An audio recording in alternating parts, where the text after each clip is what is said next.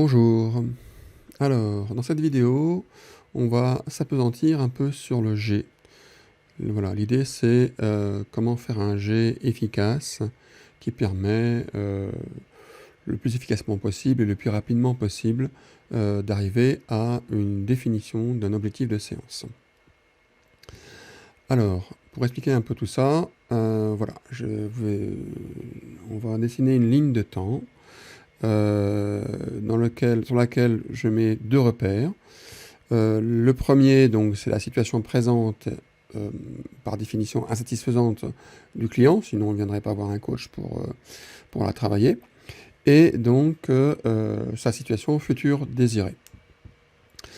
Alors, imaginons par exemple que cette situation future désirée pour mon client, ça soit, voilà, je veux aller à New York.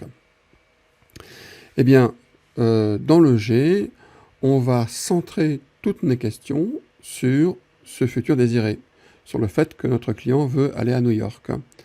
Par exemple, tu veux aller où précisément à New York? Voilà, pour spécifier l'objectif.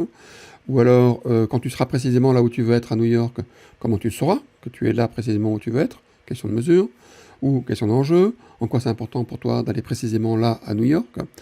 Voilà, vous voyez donc toutes mes questions sont centrées sur le futur désiré.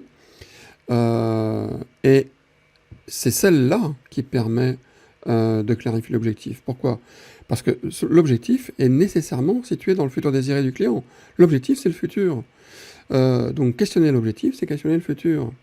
Il n'est pas interdit de questionner le présent du client, mais voilà, mais ça sert à rien. Pendant le G, savoir s'il part de Paris, de Londres ou de Pise, ça ne nous apporte rien pour clarifier son objectif futur désiré. Donc ces questions sur le présent du client, ce sont des questions de R, et non pas des questions de G.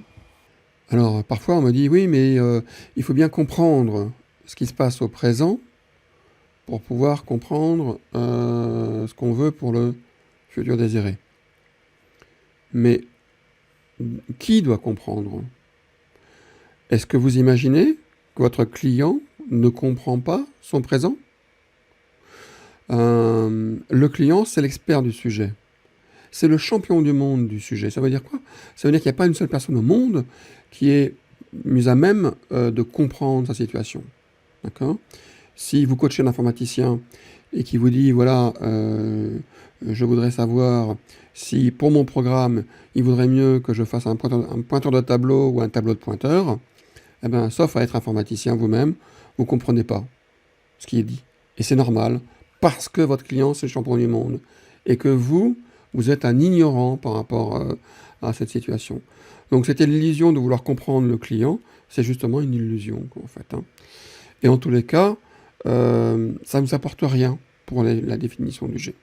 Voilà, donc les questions sur le présent, vous les gardez pour quand vous serez dans le R. Et enfin, toutes les questions qui concernent comment le client fait pour aller de son présent à son futur désiré. Est-ce qu'il y va en avion, en bateau ou en soucoupe volante? Eh bien ça, c'est des questions de OW. Et donc ça non plus, ça n'a rien à faire dans le G. Voilà, donc en synthèse, pendant le G, vos questions sont focalisées sur la situation future désirée du client. À bientôt!